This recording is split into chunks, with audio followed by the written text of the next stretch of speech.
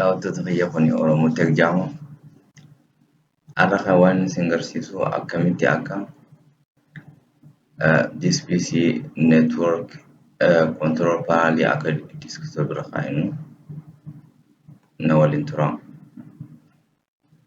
Dura dursoo isarra personalize click goona san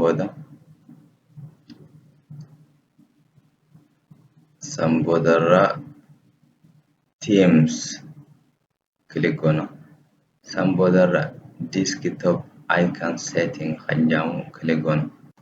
San booda as tick yoo irraa kaastaa amanta yoo desktop yoo deemu hin jiru jechuudha. Apply okay. Gartanii amma desktop irraa akayyaa jira jechuudha. Amma tick